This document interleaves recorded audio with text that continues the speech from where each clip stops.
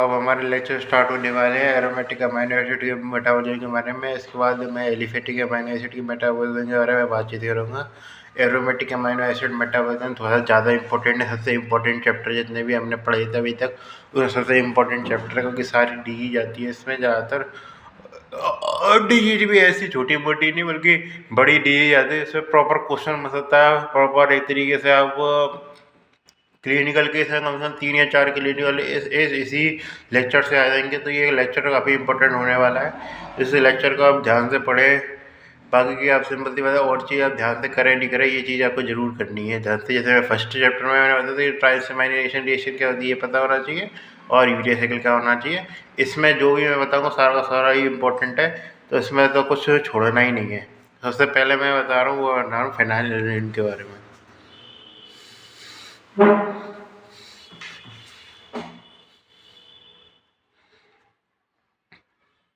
फिनाइलएलानाइन कैसा है कि इसेंशियल अमाइनो एसिड है, जो कि आपको सिंपल सी बात है फूड में कंज्यूम करना पड़ेगा।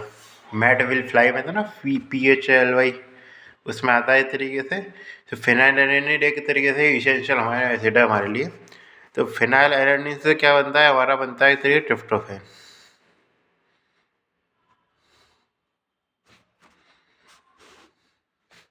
तो हाथ मेरे कम काम कर रहे हो, ठंड सी पड़ी हुई है, आप जानते होंगे।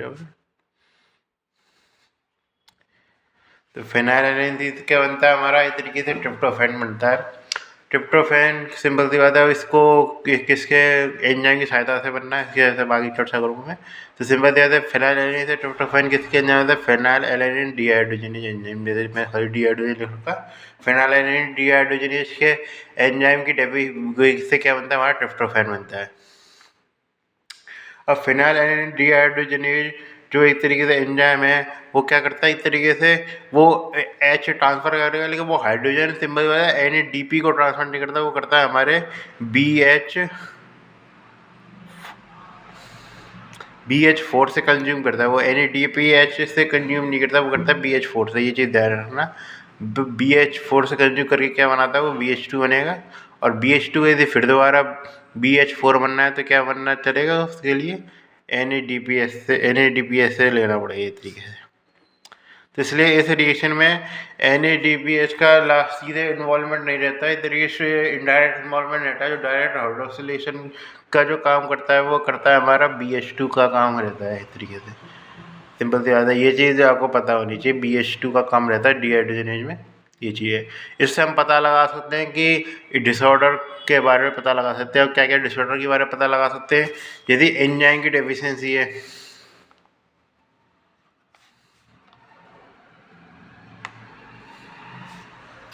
तो वो गए थे कि थे टाइप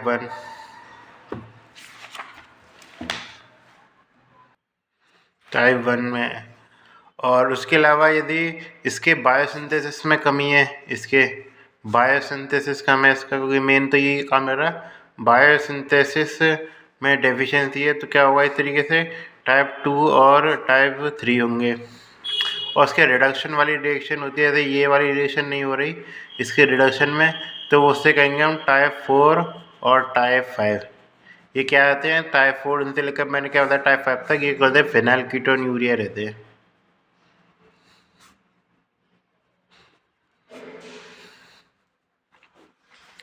यानी कि कुछ भी दिक्कत हो जाए, ये एंजाइम काम नहीं कर रहा हो, कान जाओ, कोई फैक्टर ख़राब हो जाए, कोई फैक्टर को बढ़ाने वाला फैक्टर ख़राब हो जाए, उसको हाइड्रोजनेशन करने वाला फैक्टर ख़राब हो जाए, सबको वो फिनाइल कीटोन यूरिया में इस तरीके से काउंट करेंगे।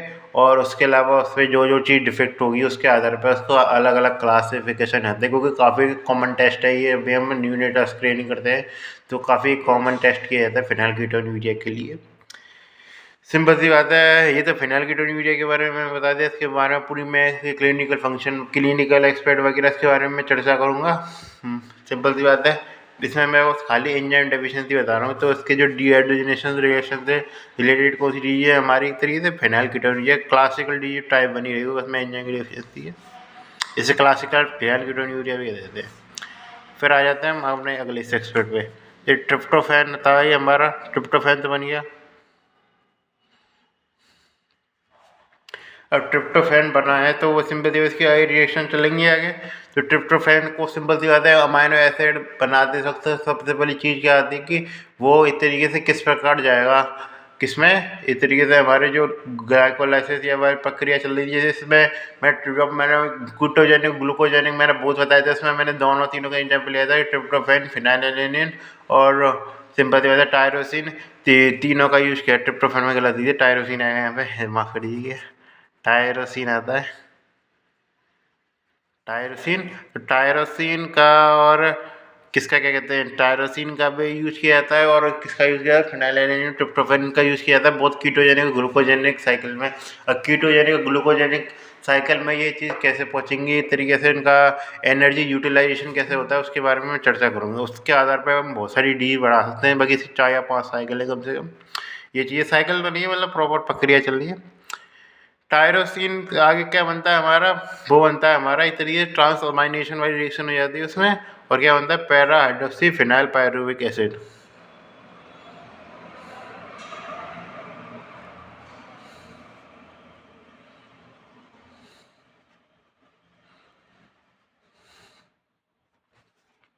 कौन सी रिएक्शन है, ट्रांस अमाइनेशन वाली रिएक्शन है, जिसमें क्या होता है इस तरीके से अल्फा कीटा ग्लूटारेट से रिएक्शन कराते हैं और क्या बन जाता है हमारा ग्लूटामेट बन जाता है। तो एनालिन था तो उससे पायरुवेट बन रहा था, तो उससे अंदाजा लगा सकते हैं, जैसे तो आधार याद रखना हो, इसमें पायरुवेट के आसपास का प्रोडक्ट बनेगा तो पैरा हाइड्रोक्सी फिनाइल पायरुवेट बन जाता है, ये चीज़ रहती है। फिर पैरा हाइड्रोक्सी फिनाइल पायरुवेट से क्या बनता है हमारा, जो सिंपल सी बात है एक तरीके से di hydroxy phenyl pyruvate, di hydroxy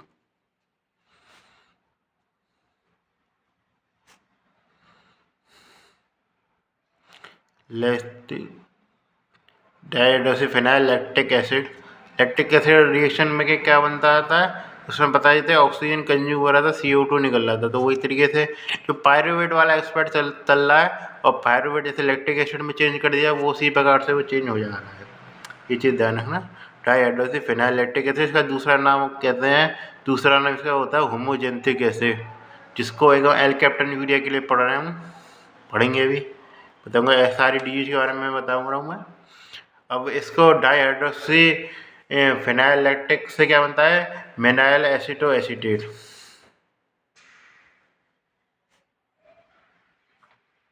oxygen consume करता है, ऑक्सीडेशन होता है। तो होमोजेंथिक ऑक्सीडेज होते हैं, ऑक्सीडेज वाली रिएक्शन होती है, उसमें क्या बनता है हमारा मेनाइल एसिटो एसिटिक एसिड, ये बनता है, मेनाइल एसिटो एसिटिक एसिड का निर्माण होता है।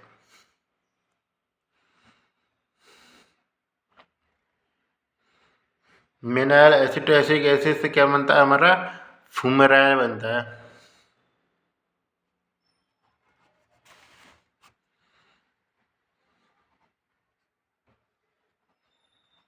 फ्यूमेराइल एसिटोएसिटिक एसिड और फ्यूमेराइल एसिटोएसिड से दो प्रोडक्ट बनते हैं हमारे। एक तो बनता है हमारा क्या बनता है एसिटोएसिटेट, जो कि मैंने बताया था कीटोन बॉडीज वाला मैं आ गया था। एसिटोएसिटेट बनता था, एसीटोन एसीटोन मिल गए, एसिटोएसिड बनाते हैं प्राइमरी कीटोन बॉडी है हमारी एसिटोएसिटेट। और दूसरी क्या बन जाता है हमारा फ्यूमरेट बन जाता है, जो कि क्या किसका पार्ट है तरीके से TCA साइकिल का पार्ट है। इस तरीके से एक कीटोन बॉडी आ गई है तो, और ये एक तरीके से TCA साइकिल आ गया, तो इसलिए यहाँ पे ग्लूकोलाइसिस वाली प्रक्रिया में पहुंच जाएगा, इसलिए ग्लाइकोलाइसिस वाली प्रक्रिया या ग्लूकोजेनिक मेटाबॉलिज्म ये कीटोन बॉडीज वाले में पहुंच जाएगा इस तरीके से। तो ये चीज़ आपको पता लगा सकते हैं इससे। अब आता है मेन पोर्शन हमारे पर डिजीज वैसे, तो ये चीज़ तो आप लिख सकते हैं कैसे न कैसे। तो टायरोसिन से लेकर पैरा हाइड्रोक्सी टायरोसिन या ट्रांसअमाइनेशन वाली रिएक्शन होती है, उसमें ध्यान रखिए टाइप 2 टायरोसिनेमिया होता है।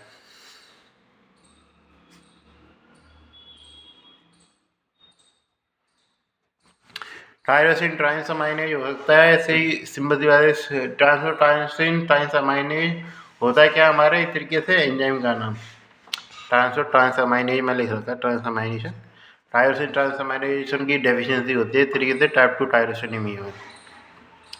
इस स्टेप को लेकर क्या डेफिशिएंसी होती है, तो पैरा हाइड्रोक्सी फिनाइल पायरुवेट से डाई हाइड्रोक्सी फिनाइल एक्टिंगमेंट चेंज नहीं हो पा रहा है, तो क्या बनता है हमारा हाइड्रोक्सीलेज की कमी होती है। अब हाइड्रोक्सीलेज या डी ऑक्सीजनेज भी लिख देता है काफ़ी जगह, तो हाइड्रोक्सीलेज वाला होता है हाइड्रोक्सीलेज, इसकी डेफिशिएंसी होती है। क्या बन जाता है, कुछ जगह इसको टाइप 3 टायरोसिनीमिया कह देते हैं और कुछ जगह कह देते हैं इसको न्यूनेटल टायरोसिनीमिया।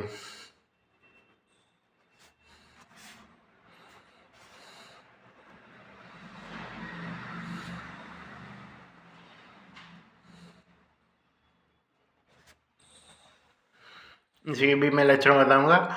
उसके अलावा die hydroxy phenyl lactic acid को या होमोजेंटिक एसिड को तो मैं बताता हूँ। होमोजेंटिक एसिड से होमोजेंटिक एसिड यूरिया किसमें होता है, हमारे एल्केप्टन यूरिया में होता है, जिसमें हमारे एल्केप्टन बॉडी बन जाती है होमोजेंटिक एसिड आगे चल के।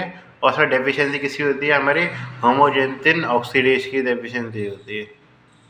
ऑक्सीजन जोड़ रही है, ऑक्सीडेज की डेफिशिएंसी हो रही है, तो इसकी डेफिशिएंसी में क्या बन जाता है हमारा एल्केप्टन यूरिया।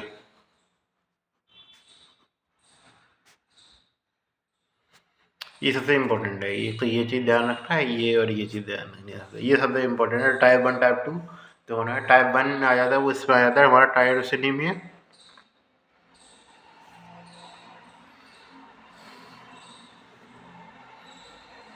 इसका मैं एस, तो इसमें क्या आता है हमारा फ्यूमराइल एसिड एसिडेट, क्या कहते हैं फ्यूमराइल एसिटो एसीटेट था ये। तो इसमें कि हम हाइड्रोक्सिलेज वाली रिएक्शन होते हैं, H2 जोड़ते हैं, तो क्या ये नेम हाइड्रोक्सिलेज का है। मैं पूरे नाम लिखना अवॉइड कर रहा हूँ। तो फ्यूमराइल एसिटो एसीटेट हाइड्रोक्सिलेज होती है, उसकी डेफिशिएंसी से क्या होता है हमारा, वो बनता है हमारा टाइप 1 टायरोसिनीमिया।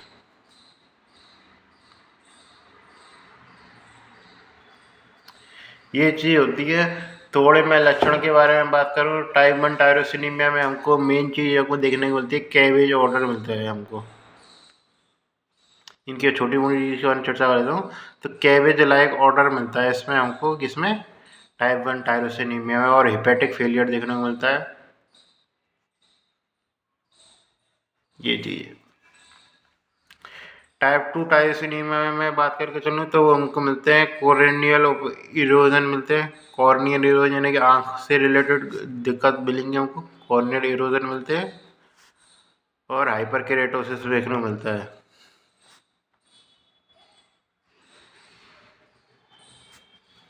ये चीज़ है, ध्यान रखना। टाइप 3 में खाली आपको एंजाइम का नाम पता होना चाहिए और ज़्यादा उसमें कुछ खास जरूरत है नहीं। एल कैप्टन यूरिया की बात करें चलो, जो मेन है हमारा, इसके बाद में बात करें चलो, ये मेन एक्सपर्ट है जिसमें हम बात करेंगे। तो एल कैप्टन यूरिया में हमको क्या क्या चीज़ें देखने को मिलती है। एल कैप्टन यूरिया में हमको देखने को मिलता है तो ब्लैक कलर यूनिंग और स्टैंडिंग आता है। ब्लैक कलर यूरिन और स्टैंडिंग क्यों आता है, जो कि मेन दिक्कत है, क्योंकि जो हाइड्रो होमोजेंटिक एसिड होता है वो क्या करता है, एक तरीके से अल्टरनेटिव कोई दूसरा पाथवे होता है जिससे क्या ऑक्सीडाइज हो जाता है और वो किसी और चीज़ में बदल जाता है, जिससे ब्लैकनिंग हो जाती है। एल कैप्टन बॉडी में चेंज हो जाता है हमारा।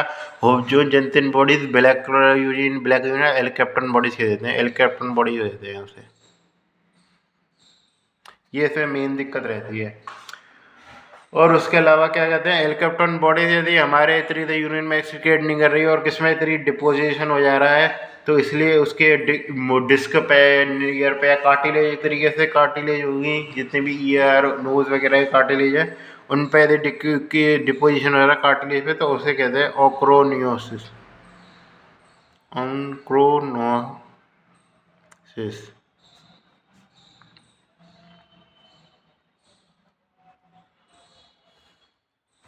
कार्टिलेज पे डिपोजिशन हो गया किसका, एल्केप्टन बॉडीज का। मेन चीज़ इसमें देखने को मिलती है टेस्ट के नाम पे, एक तो बेनेडिक्ट टेस्ट पॉजिटिव मिलता है।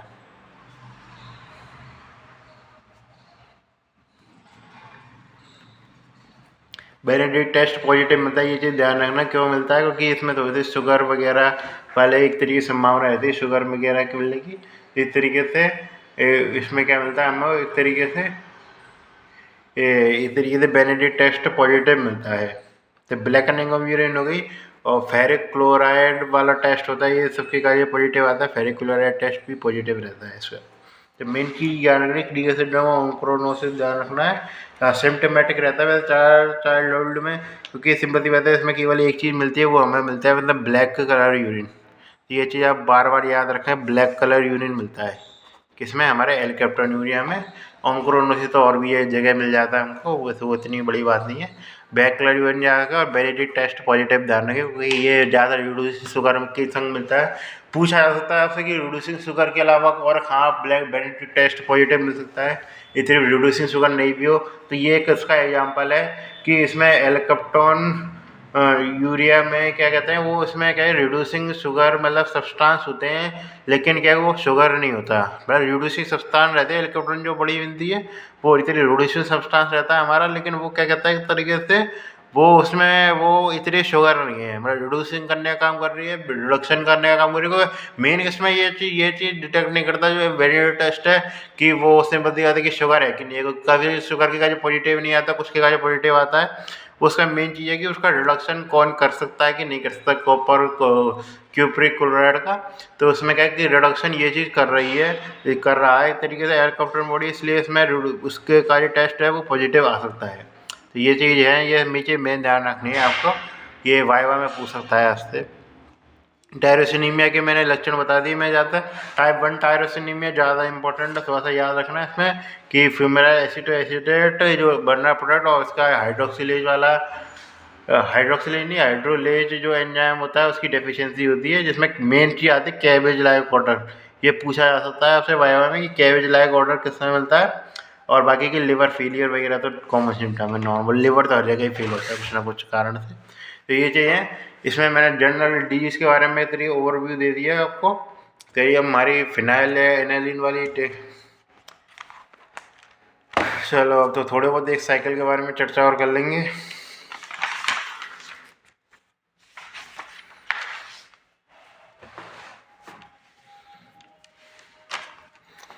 तो ये तो हम चर्चा कर लेते हैं। मैं डिजीज़ का पोर्शन ख़त्म ही कर देता हूँ। तो मैं लास्ट की डिजीज में चर्चा कर रहा हूँ, वो हमारी कर रहा हूँ फिनाइल कीटोन्यूरिया।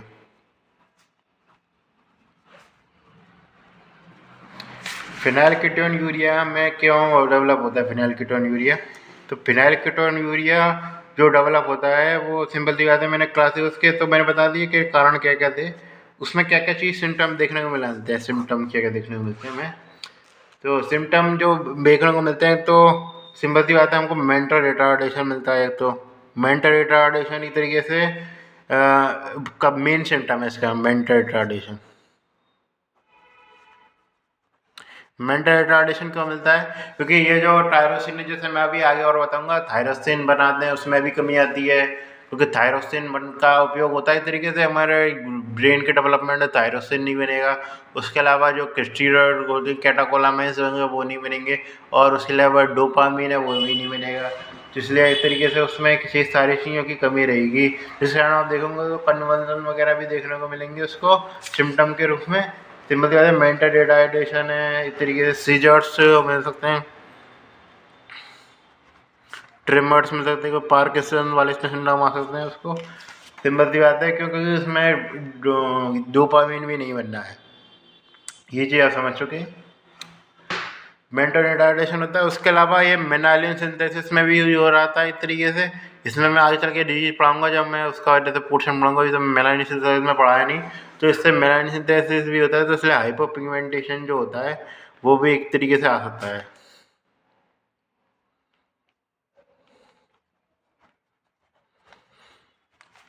तो हाइपर पिगमेंटेशन देखने को मिल सकता है हमको इसमें। और उसके अलावा बॉडीज कौन सी मिलेंगी हमको, एक तरीके से हमारा जो फिनाइलएलानाइन है, जब सिंपल सी बात उसका हाइड्रोक्सिलेशन नहीं होगा तो क्या होगा, तेरे वो ट्रांसअमाइनेशन वाली रिएक्शन में जाएंगी। कोई कोई भी अमाइनो एसिड होता है ज़्यादा ट्रांसअमाइनेशन में चले जाते, कुछ तरीके एसेंशनल होते हैं वो ट्रांसअमाइनेशन में नहीं जाते। ट्रांसअमाइनेशन सही चला जाता, कुछ का ट्रांस डीएमाइनेशन नहीं होता। बाकी की ट्रांसअमाइनेशन वैसे सभी का हो जाता है, मैं जहाँ तक ध्यान है। ये आप चेक कर लीजिएगा, मैं थोड़ा सा कॉन्फिडेंशियल है थोड़ा सा ये। तो सिंपल से याद है, फिनाइल एनानिन का क्या करता है इस तरीके से ट्रांसअमाइनेशन वाली रिएक्शन होगी, तो एनालिन से समझ जाएगी, एलानिन से क्या बनना था, पायरुवेट में चेंज हो जाता है, तो हमारा फिनाइल पायरुवेट बन जाता है। ये थे ट्रांसअमाइनेशन वाली रिएक्शन थे। तो फिनाइल पायरुवेट देखने को मिलता है इस तरीके से बॉडीज़ में। और उसके अलावा ये कि हाइड्रोक्सिलेशन वगैरह होगी। सिंपल सी बात है, पायरुवेट का इस तरीके से लैक्टेट बनता था, और उसके अलावा पायरुवेट का एसीटेट भी बन सकता है। तो इसलिए तो फिनाइल लैक्टेट भी मिल सकता है हमको, वो सेम रिएक्शन के आधार पर बता रहा हूँ मैं। और फिनाइल हमें क्या मिल सकता है, एसीटेट भी मिल सकता है। तो ये चीज़ें, फिनाइल लैक्टेट भी मिल सकता है, फिनाइल एसीटेट भी मिल सकता है। ये तीनों बॉडी एक्सक्रीट करती है यूरिन में। ये तीनों की तीनों मिलते हैं। फिनाइल एलानिन नहीं मिलेगा, ये सोचे कि फिनाइल एलानिन मिल जाए, फिनाइल एलानिन नहीं मिलेगा हमको, मिलेगी फिनाइल पायरुवेट और क्या कहते हैं फिनाइल लैक्टेट और फिनाइल एसीटेट। इस तरह से कीटोन बॉडीज के, मतलब इसे बॉडीज के रूप में जो मिलती है हमें। मेन और चीज़ आती है, हमारा एक ऑर्डर देखने को मिलता है, मोसी ऑर्डर देखने को मिलता है। मौसी ऑर्डर को मैं कभी माउस ऑर्डर समझ लेता था जब मैं पढ़ता था, फर्स्ट ईयर में था। तो मौसी ऑर्डर मिलता है। मौसी ऑर्डर किसके कारण मिलता है, वो मिलता है हमको फिनाइल एसिटाइल ग्लूटामाइन के कारण मिलता है। नाम याद रखें नहीं रखें, फिनाइल एसिटाइल ग्लूटामाइन में ध्यान रखना है, इसमें मोसी ऑर्डर देखने को मिलता है। ये चीज़ इसकी तरीके से फाइंडिंग है। जैसे कि सिंपल सी बात है, कैबेज ऑर्डर बताया था मैंने, कैसे बताया था, हाँ कैबेज ऑर्डर बताया था मैं टाइप 1 टायरोसिनीमिया में। और बाकी की सब ऑर्डर आएंगे जैसे जैसे मैं बताता जाऊँगा, जैसे उसमें आएंगे और जो आएंगे, जैसे स्विमिंग पूल ऑर्डर हॉकिंसंस यूरिया का याद है, काफ़ी फेमस क्वेश्चन है, ये काफ़ी बार आ चुका है। तो सिंपल सी बात, स्विमिंग पूल ऑर्डर, मोसी ऑर्डर ध्यान रखना, कैबेज लाइक ऑर्डर ध्यान रखना, जो अभी तक मैंने पढ़ा है। और मैं आगे चल के पढ़ाता चलूँगा, जो जो जो आते चलेंगे। वहाँ पे सिर्फ में ब्राउन शुगर का ऑर्डर मिलता है। ये चीज़ें जो शुगर वाला ऑर्डर है वो याद रखना है कि कौन सा है, तेरे मोसी ऑर्डर मिलता है हमको इसमें। और इसके अलावा क्या क्या चीज़ें पॉजिटिव आ सकती हैं, तो फेनाइलएलानाइन सिंपल सी बात है, हमको बहुत ज़्यादा मात्रा में मिलेगा। एक इस तरीके से क्या यूज़ किया जाता है, गर्थिन टेस्ट यूज करते हैं इस तरीके से।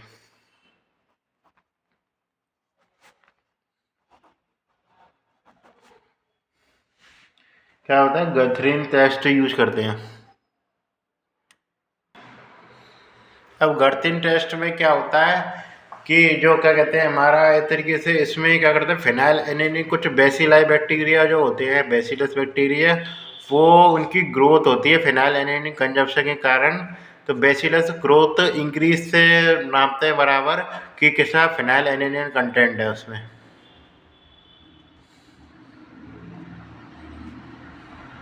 अब ब्लड में फिनाइल मिल सकता है, यूरिन में फिनाइल ध्यान नहीं मिलेगा।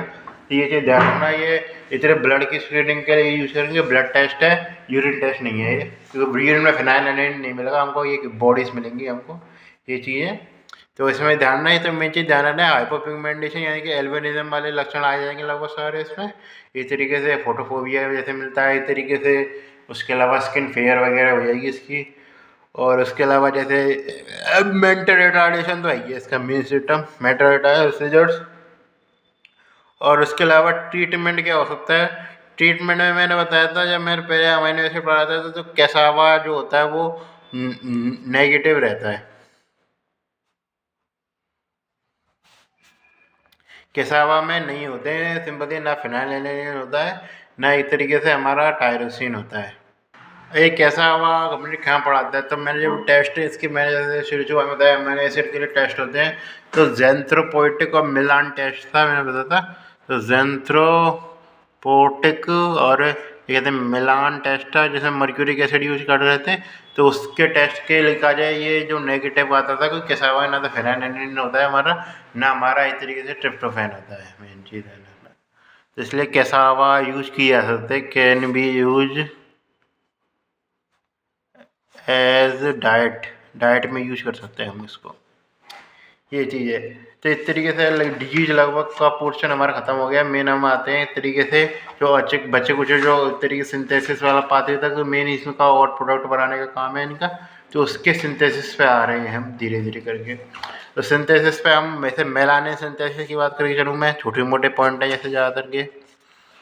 मेलानिन सिंथेसिस की बात करके चलूँ, जैसे ये पोर्शन तो मैं एल्बिनिज्म का छोड़ देता हूँ, डीजी हो जाएंगी। तो इसमें मैं सिंथेसिस सारे कवर करा देता हूँ। तो वो आते हैं हमारे एक मेलानिन सिंथेसिस की बात करें सर।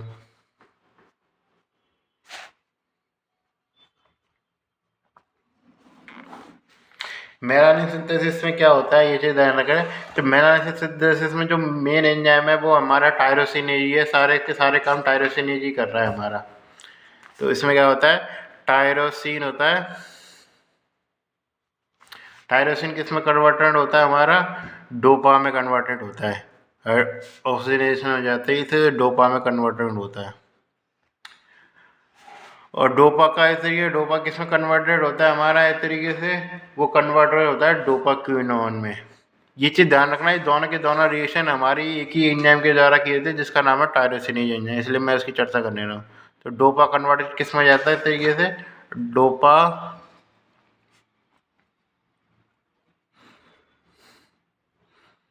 डोपा क्विनोन, ये चीज़ होती है। दोनों रिएक्शन कौन भाग ले रहा है हमारा, भाग ले रहा है इस तरीके से टायरोसिनेज,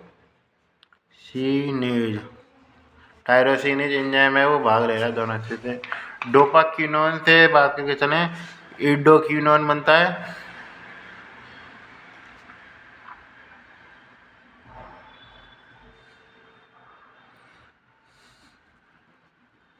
से इंडोक्विनोन बनता है, और इंडोक्विनोन से बनता है हमारा कौन सा, मेलानिन बनता है। तो ये तरीके से पूरा पाथवे हो गया हमारा किसका, सिंथेसिस का, मेलानिन सिंथेसिस का। ये चीज़ आती है मेलानिन सिंथेसिस किस प्रकार होता है, ये चीज़ है। अब मेलानिन सिंथेसिस में मेन एंजाइम कौन सा काम कर रहा है हमारा, टायरोसिनेज एंजाइम काम कर रहा है। तो इसकी डेफिशिएंसी देखने को मिलती है हमको एल्बिनिज्म में। तो यहाँ पे मैं बात करूँ एल्बिनिज्म की।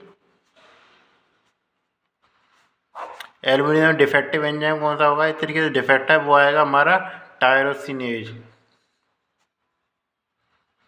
एंजाइम की डेफिशिएंसी हुई।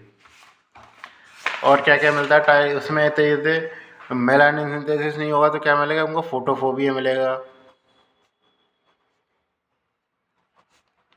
उसके अलावा क्या कहते हैं, निस्टैग्मस मिल सकता है। और क्या मिल सकता है हमको इस तरीके से,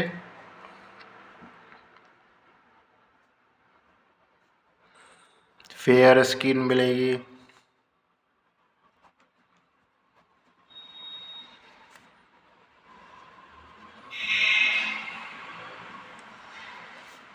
सेंसिटिव होगा वो यूवी लाइट के।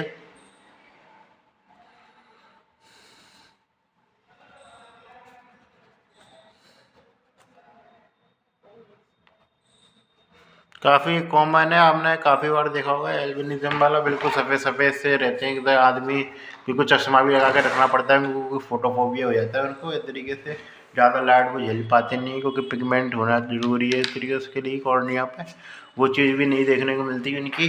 तो इसके कारण क्या हमको देखने को मिलता है इस तरीके से एल्बिनिज्म है।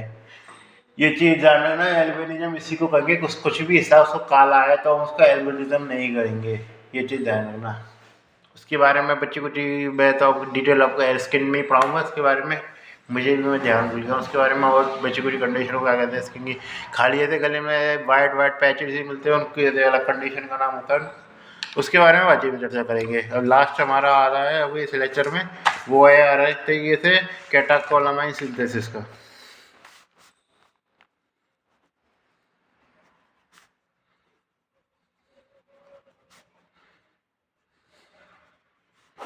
कैटाकोलामाइन सिंथेसिस कैसे करेंगे, तो टायरोसिन जाता है,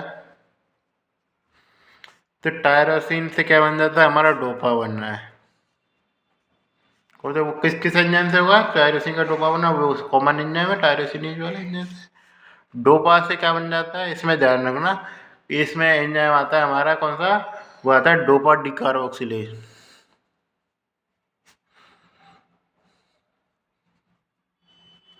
इसको इनिवेट करने का काम कौन करता है हमारा, कार्बिडोपा करता है, कालीवोडोपा कार्बिडोपा करते हैं ताकि पेरिफेरल लेवल पे उसका डोपा का डिग्रेडेशन नहीं हो।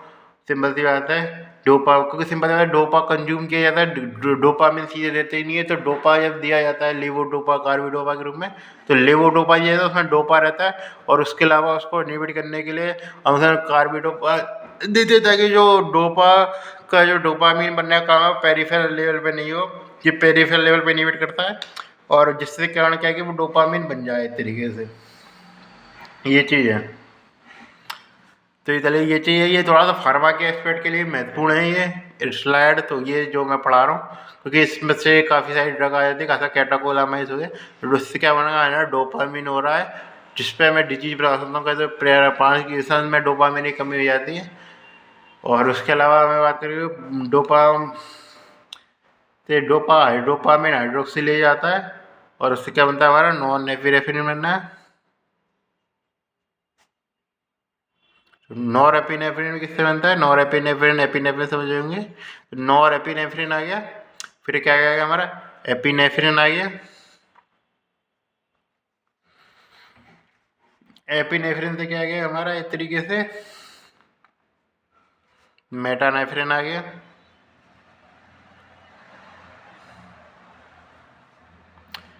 और मेटिनेफ्रिन से क्या आ गया हमारा, सिंपैथी बात है, VME आ जाता है, विनाइल मेटाइल। जितने भी होते हैं खासकर इनके सारे के एंजाइम महत्वपूर्ण है, क्योंकि सारे एंजाइम पे क्वेश्चन आ जाता है। तो इसमें आता है मोनोएमाइन ऑक्सीडेज। तो आपने काफ़ी बार सुने होंगे माओ इनहिबिटर, तो वो इसी स्टेप पे काम करते हैं हमारे मेटानेफ्रिन से किसमें। और उसके अलावा इतने कॉम्ट इनहिबिटर होते हैं, वो भी सुना होगा, वो इसी स्टेप पे काम करेंगे, कॉम्ट इनहिबिटर। तो इसलिए इसके एंजाइम मेन इंपॉर्टेंट है, मेन ज़्यादा इसके वैसे कुछ खासे की इंपॉर्टेंट नहीं है। मेन ये इसकी इंपॉर्टेंस आती है, वो आती है हमारे फार्माकोलॉजिकल एक्सपेक्ट में। जब मैं फार्मा कराऊंगा तब मैं ये इसको रिएक्शन में दोबारा ही करानी पड़ेगी, तब तक आप भूल भाल जाएंगे। तो इस प्रकार आप पढ़ते रहिए, अच्छे से करिए चीज़ों को। खासकर आप जैसे मैंने ये चीज़ पढ़ा, तो आपको इतना तो ये चीज़ होनी चाहिए ना, इतना तो आप पढ़ ही सकते हैं ना, कि आपको जब मैं इसको दोबारा पढ़ाऊँ तो क्लिक करें माइंड में, आपको दोबारा पढ़ने की जरूरत पड़े नहीं। ये चीज़ इतना तो आप कर ही सकते हैं ना। तो ऐसे ही ये चीज़ होती है। तो माओ इनहिबिटर आप समझ सकते हैं कि कहाँ का यूज हो सकता है। जैसे मैंने पार्किंसन के बारे में बता रहा हूँ, तो उसमें डोपामिन आ रहा है, तो उसमें सिंपल कॉम्ट इनहिबिटर यूज कर सकते हैं, माओ इनहिबिटर भी यूज कर सकते हैं। तो इसलिए ये चीज़ आप साइकिल आप समझिए, ये चीज़ है। तो ये आपका कार्य अच्छा होगा, जितना आप अभी बढ़ेंगे उतना आप आगे कार्य अच्छा होगा। चीज़ ये चीज़ है। तो हमारा लेक्चर ख़त्म हुआ।